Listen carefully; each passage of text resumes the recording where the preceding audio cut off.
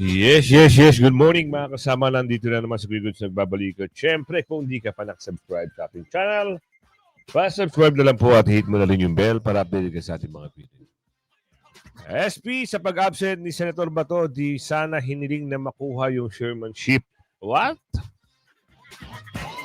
Kung wala lang alingas-ngas, yan si Senator Bato dahil na nababalita na dudukutin at dudukot na naman sila ng isang Pilipino, hindi absent yan. Tigilan nyo kami sa mga paandar nyo. At bakit nakipagkamay ka kay Bibi Sara? Tanong lang nagtatanong lang ho kami. Bakit bigla naman atang nakipagkamay ka? Nakakaramdam na ba? Sino ito? Nagtatanong kasi itong si Tuta. Nagulat na lang tayo, ang bilis nilang aprubahan yung pondo ng OBP. Walang tanong-tanong, Takot na yan? Takot na kayo? Wala na kayong boss? Di ba? At mga Muslim kumilos na. Juan Bangsamoro galit na sa korupsyon. Totoo naman ho. Sino ba hindi magalit? Ilang bilyones, ilang trilyones, nagbenta ng reserve gold. Yung PhilHealth Fund, pinakailaman. Yung Maharlika Fund, pinakailaman. Ano na, Pilipinas? Babangon pa ba? Diba? Ilang senador kinimayan, nagpa-picture kay Bibi Sara matapos ang budget deliberation ng OBP. Walang kaabog-abog, pasado. Very good. Bakit? Pero pag tinututulan kayo at kinukumpasan kayo ng amo nyo, si Balulong, pinahihirapan nyo pa si BP Sara. BP Sara, iwas muna sa issue. OBP budget, aprobado agad-agad. Kita nyo na, agad sa Senado. Yan nga sabi, good job. At ito yung araw na interim. Ano kaya magiging balita ngayon? At kabang-abang, sana mamaya magkaroon na ng desisyon na palayain at makarating na sa isang host na bansa para para kupkupin o para doon muna pansamantala si Tatay Digong. Kung saan bansa man yan. At importante kasi mga kasama, yung interim. Matanda na ho si Tatay Digong kaya sana i-grant na. At pagkatapos na i-grant, i-dismiss nyo na kasi wala namang alam nyo, issue lang ito ng politika. Ang problema, nabayaran kayo, di umano. Kaya yan, nakisawsaw kayo. Pero kung iisipin nyo, dapat wala eh. Hindi nyo ba nakikita? Hindi nyo ba, taga-ICC, makinig kayo. Wala ba kayong pakiramdam? May sense ba kayo? Kita nyo, milyon-milyon tao ang nagmamahal sa mga Duterte. Tapos sasabihin nyo, ilang piraso lang ho yung nagngangaw-ngaw dyan at nag-aaw-aw. Andyan pa ba yung babaeng hati ang ngipin? At sargo ang ilong? Andyan pa ba? Wala ho kayong nababalitaan na nandyan pa. Diba? Kilala nyo naman yan kung sino yung abogada na yan. Taliwas sa pahayag ni Saldico, kickback ginamit sa pagbili ng mga asset. Naku, Diyos mio Marimar. Kayo lang naglulukuhan, nilaglag lang kayo. Ngayon, gagigil kayo kay Saldico. Dati ayaw nyo ipakansela ang passport.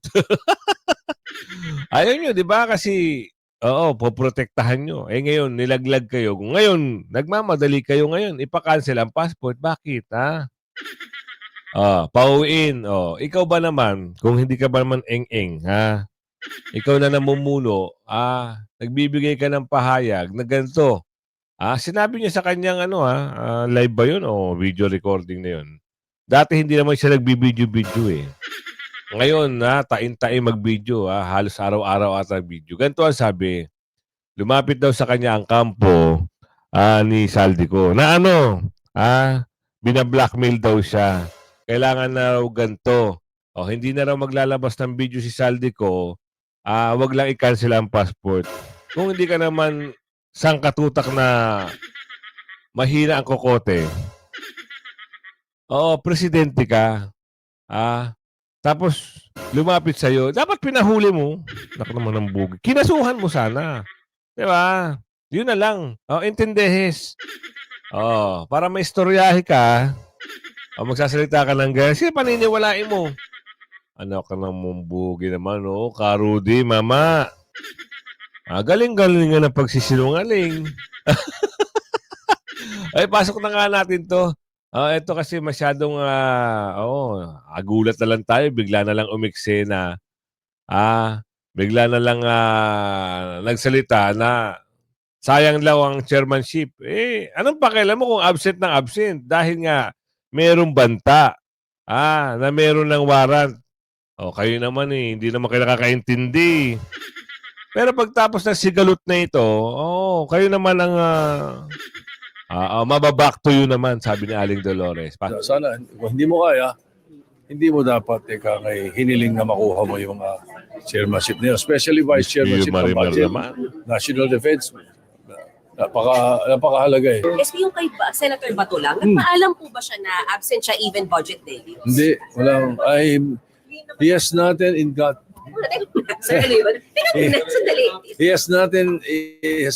gotten in touch with me since the break.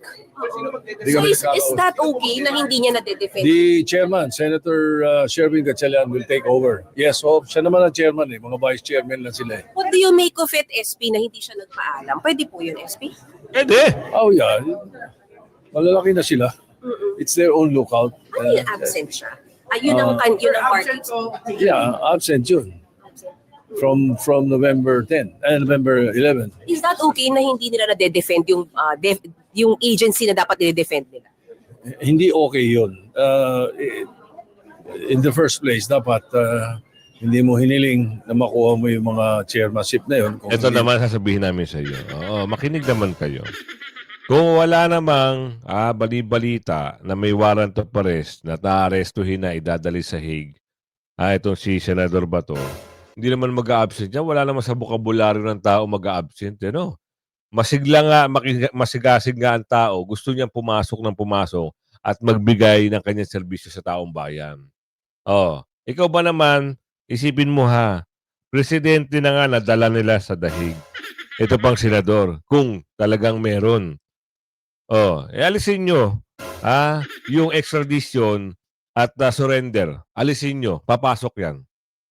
Kayo naman, parang hindi naman, hayaan nyo. Pag na-back to you kayo, doon kayo malalaman nyo lahat ng kasagutan. Senator Bato, relax ka lang dyan.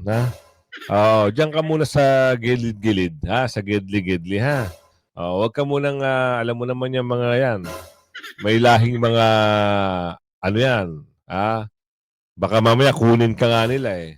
Wala ka sa maraming tao. Buti sana kung nandiyan ka sa maraming tao, talagang ilalabang ka talaga ng mga tao. Pero kung sisikreto nila, gaya kay Tatay Digong, diba?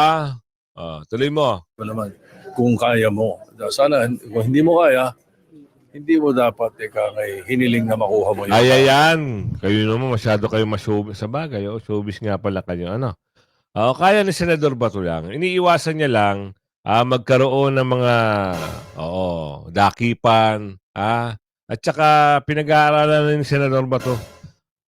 Relax lang kayo. Matatapos din lahat-lahat ng mga issue na yan. Kaya maya-maya, si Tatay Digong, release na yan. Yung interim ni Tatay Digong, ano na yan, granted na yan. Kaya huwag kayong magpaka-ano-ano samantala ito, mga Muslim, kapatid na Muslim na Bangsamoro, galit na sa korupsyon. Sino nga hindi magagalit? Ilang taon from 2022 up to present, kung hindi lang nag-fact check ang kalikasan, hindi sila titigil sa kanilang kagahamanan. Di ba? Kaya ito, kailan ba nangyari ito? Malamang kahapon ito Kumikilos na, actually kumikilos na kung ano man yung tamang term. Dito sa issue na ito, talagang gagalaw at gagalaw ito. Lahat Siguro dahil malapit na dumating si Governor Manong Chavit Singson, medyo i-shortcut natin yung ating programa. Nais ko lamang bigyan ng rationally yung pagtitipon na ito. Yan. Ang pagtitipon na ito ay maliwanag. Ang nakasulat dito na ito ay isang soft launching noong One Bangsamoro Coalition. Ibig sabihin po nito, pagbubuklod-buklod ng iba't ibang organisasyon, mga national scope na organisasyon ng mga Muslim. Sila po ay nagsama-sama. Sila ay malakas na titindig sa issue ng corruption at katiwalian.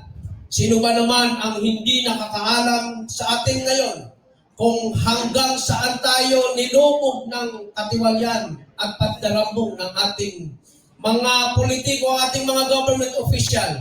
Alam nyo na po kung sino-sino sila. Yeah. Mula sa baba hanggang sa pinakamataas. Kaya nais po namin ipakita na ang Bangsamoro sa pamamagitan ng One Bangsamoro Coalition ay malakas na maninindigan, malakas na mananawagan, malakas na maniningil sa ating pamahalaan. Yun. Ganon din sa ating mga opisyal ng gobyerno. Congressman man, masenador man yan, masekretary man yan, mapresidente man yan. Kami ay tumitindig ngayon kasama ng sambayan ng Pilipino na magpapahayag ng aming salubin at mga hinanaing, magpapahayag ng aming mga kaalaman sa mga pandarambong at katiwalian na nangyayari sa ating bansa sa panahon ngayon.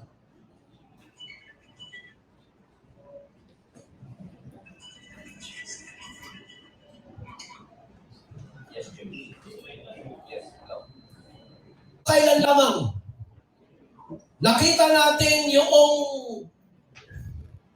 mga tawag dito, yung mga report, yung mga news tungkol sa katiwalian. Hanggang dumating yung isang tinagurian noon na isa sa mga mastermind na si former Congressman Saldico sa kanyang pagsisiwalat. Ito pala ay may mas mataas sa kanya. Sinabi niya, no less than the Speaker, no less than the President, kanyang itinuro na kasama sa mga pandarambong na ito. Kaya ngayon, gaya ng sinasabi ko, kami ay malakas na nagkakaisa. Kami ay malakas na tumitindig kasama ng sambayan ng Pilipino na mananawagan sa ating pamahalaan ng transparency and accountability. Dahil hanggat hindi nagsasabi ng katotohanan, ang Presidente, ang dating Speaker of the House, ang mga sakop ng mga senador, gayon din yung mga gabinete na nandiyan ngayon sa Malacanang, kasama yung mga nag-resign na gabinete ni Pangulong Presidente Marcos, hanggat hindi sila nagsasalita, walang makukulong, walang titigil sa paniningil sa kanila para ikulong itong mga mandarambong na ito. Nakita natin itong mga nakarang araw, halos lahat ng mga grupo, Christian man, Muslim o Lumad, nagkakaisa. Sila ay nananawagan ng isang transparency and accountability. Yeah. Ang tanong ngayon, hanggang kailan tayo mananawagan sa kalsada? Panahon na ba para magpatalsik ng mga mandarambong sa ating pamahalaan? Iyan ngayon ang malaking katanungan sa ating ngayon dito. It's time. It's time na ba, ha? It's about time na ba na magpatalsik? Nagtatanong tayo kay Aling Ledesma o kaya kay Windra Fortune. Pwede ba pakibasa uli, Aling Windra, kung magkakaroon ho ba ulit ng mga pagpapatalsik ng presidente? Kasi ang hula talaga, according sa video, sa tarot, babae na ho ang susunod na presidente. Kaya tayo ay clap, clap, clap. Happy? Happy! Kailangan maging happy, kita nyo, sinabi rito. Naglalabasan na yung iba't ibang mga grupo, except lang doon sa mga bayan-bayan, ha? Pag ho kayo makikinig doon sa mga bayan-bayan. At ito, ilang senador, kinamayan na. Nagpa-picture kay Bibi Sara matapos ang budget deliberation ng OBP sa Senado. 889, tama ba? 889 million, oo, mabilis lang na aprubahan. Oh, hindi kagaya ng pag nandyan yung mga yung mga tawag doon, yung mga Tuadcom, Tricom, Estecom, Comcom, napipigilan pa yan. Buti lang sa Senado, approve agad. Kaya nga, nagkaroon ng kamayan. Pati alam mo pati yung mga tuta, na alam mong tuta talaga, dito nakikamay. Pero mamaya yan, sa video natin mamaya papakita ko. Pero ito yung sabagay meron din dito makikita nyo May mga tuta din dito At yung mga nagpapanggap, mapagkunwari. Ika nga, ito pasok. Walang boses? Walang boses. Oo. Ayun na. Ayun na nga sinasabi natin.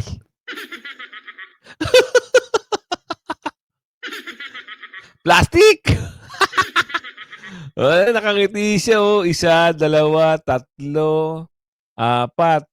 Ang totoong tao lang diyan, nakaharap ni BP Sara, si Kuya Robin Hood, si Senator Robin Hood. More or yung iba diyan, naku.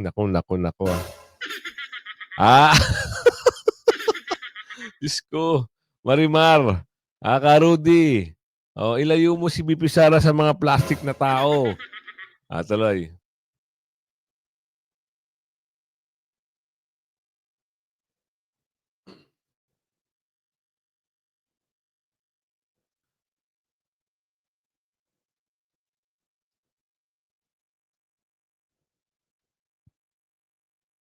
Kita nyo kahit walang boses pero okay pa rin yan. Alam nyo bakit?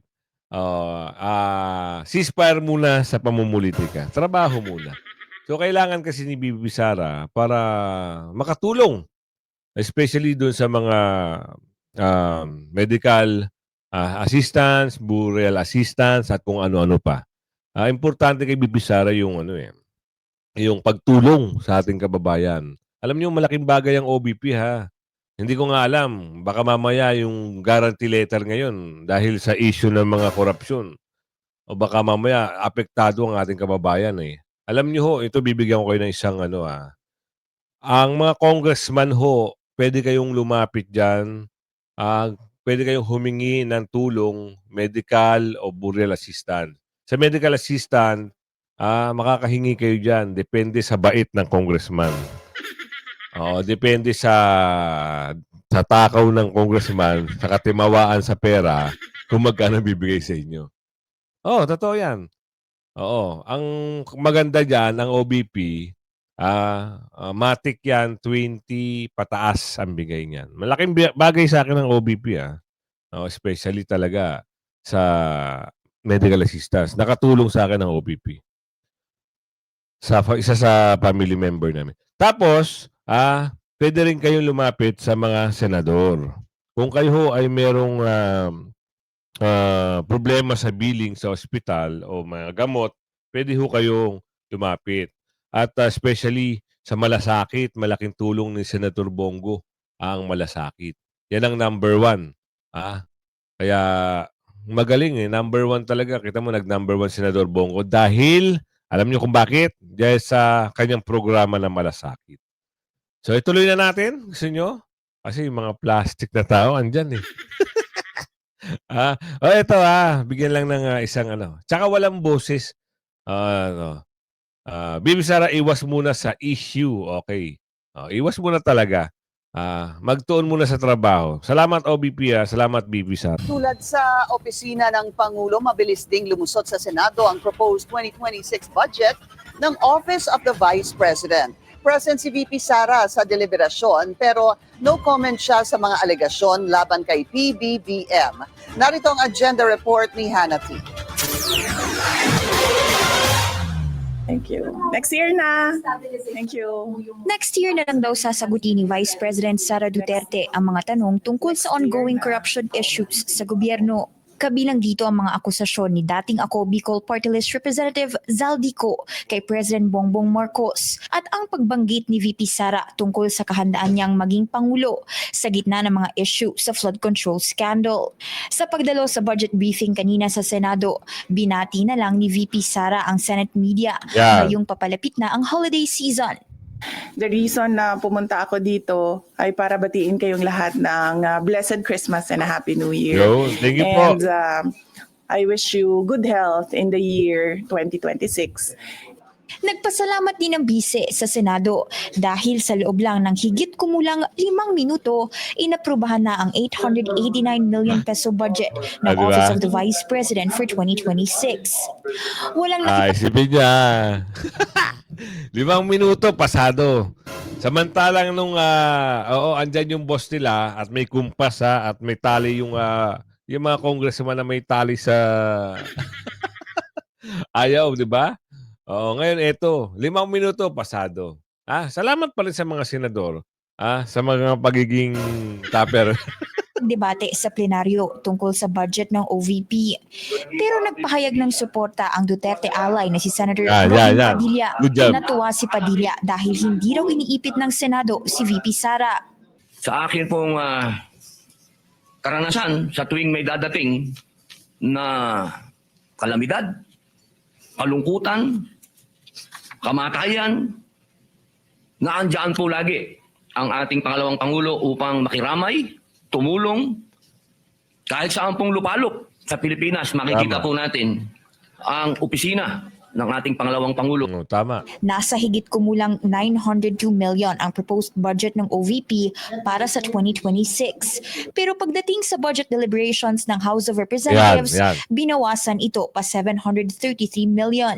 Yan ay dahil tumangging sumagot si VP Sara sa mga tanong tungkol sa higit kumulang 625 million peso allocation ng OVP sa confidential funds ng nakaraang pondo ng kanyang opisina. Subject kasi ito ng naging impeachment case laban sa kanya. Pagdating sa Senado, sinuportahan ng mga senador ang 889 million proposed budget ng OVP.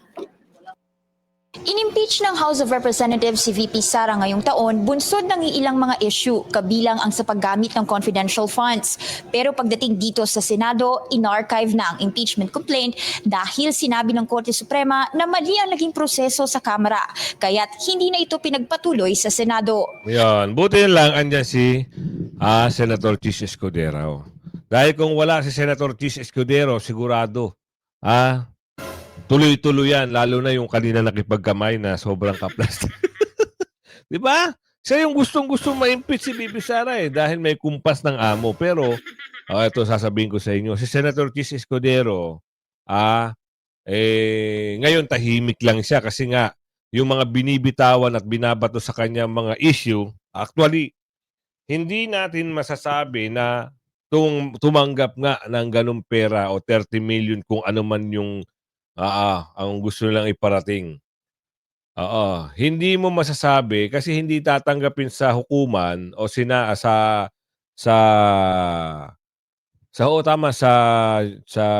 abogado, hindi tatanggapin yan sa mga piskal na hearsay lang. Walang ganun basihan. Ipakita mo na may litrato ka na andyan yung 30 million na tinanggap.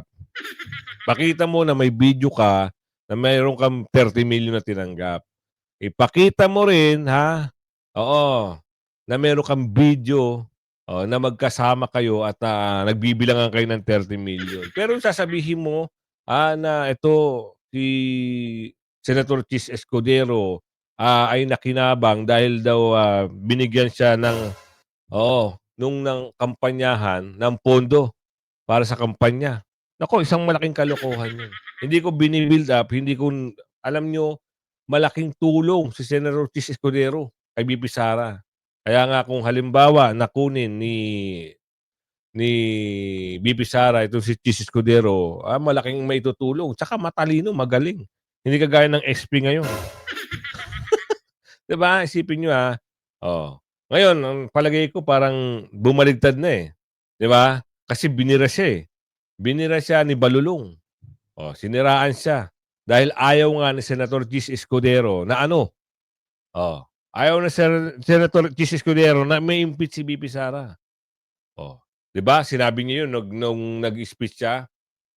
Nagalit sila sa akin kasi ayaw ko sumunod sa utos nila. Oh, totoo nga.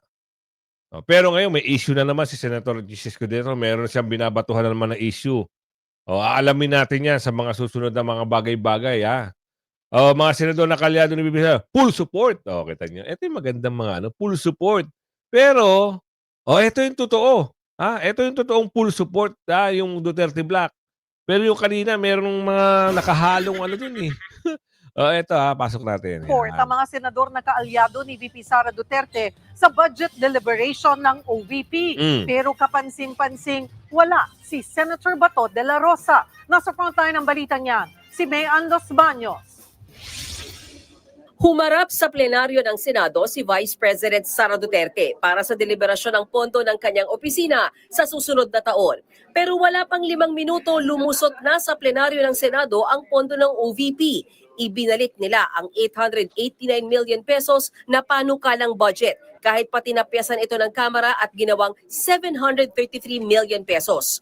Matatanda ang naging tensyonado noon ang Kamara at si VP Sara dahil sa alegasyong maling paggamit ng bise ng kanyang confidential funds. Una nang sinabi ng OVP na wala ng confi funds sa kanilang 2026 budget. Matapos naman ang deliberasyon ng OVP budget sa plenaryo, nagkita-kita sa Senado sila VP Sara at ilan pa sa kanyang mga kaalyadong sila Senators Robin Padilla, Bongo at Amy Marcos. Good job. Ginawa pa nila ang Duterte Fist Post, pero kapansin-pansin na wala si Senador Bato de la Rosa. Ang bise, hindi na tumanggap ng tanong sa media. What do you make of Zaldico's statements in the president? Wala na akong ma'am, questions. Thank you. Next year na. Next Thank year you. na. Sa maikling press ko, nagpasalamat ang bise sa Senado sa pagpasa ng OVP budget.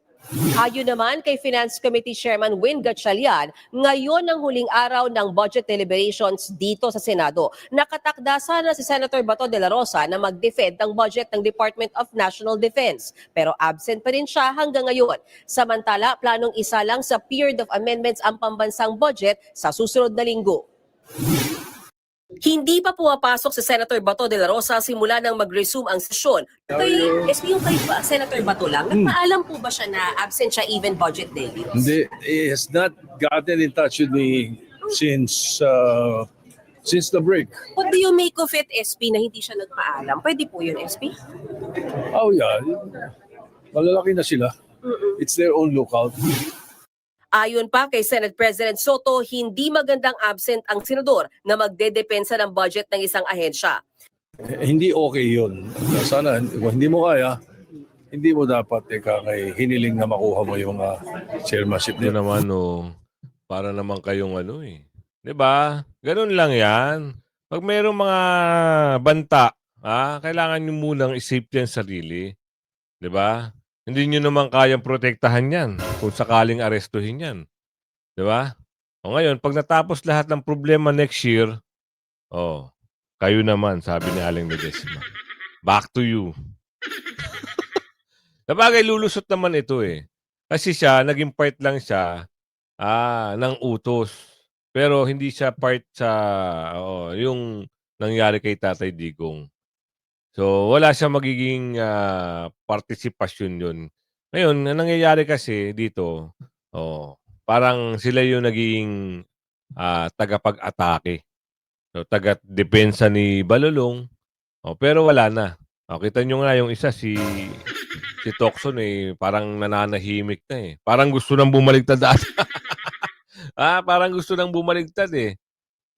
Alamin nyo muna ang mga bagay-bagay kasi lahat sila bira. Kasi may pera nga, may usapang pera. Diba? Bira sila ng bira kay VP Sara. Akala na hindi magtatagumpay. Akala na ng iba hindi hindi mapapagtagumpayan ni VP Sara. Kasi kung merong bahid ng korupsyon si VP Sara, matagal na yan napabagsak. Wala eh. Mismong COA nagsalita, mismong dating ombudsman nagsalita. Wala silang maitatago. Wala silang maisisi. Ngayon, dito, lahat ng mga paratang nila kay VP Sara, nababack to you sila. Iyak ngayon sila. Paano nga lang pananagutin at At inutusan pa ngayon ni Dizon na sampahan na ng kaso ito si Balulong. Baka pasukahin ng bilyon-bilyon yan. Oo. Ngayon, pag halimbawa, lumabas nga ang hatol, kung totoo man na magiging fair ang hatol dito kay Balulong at makulong, ikakanta niya na ang kanyang pinsan, malamang sa malamang dyan. Isipin niyo mabuti ha. At yung kay Tatay Digong, abangan natin mamaya pag nagkaroon ng magandang balita at hopefully na kailangan na natin talaga naman na kailangan natin na talaga na makauwi na. Dahil miss na. So from March, April, May, June, July, August, September, October, November, November, 8 months. 8 months na mahigit si Tatay Digong doon. So mamaya pa lang natin malalaman kung ano ang pag-uusap. Kung magagamit ba yung interim release o talagang magtatapang-tapangan ng ICC at talagang ayaw nilang bitawan. Hanggang sa muli kung umabot sa video na ito, paki-like and share. Bye-bye!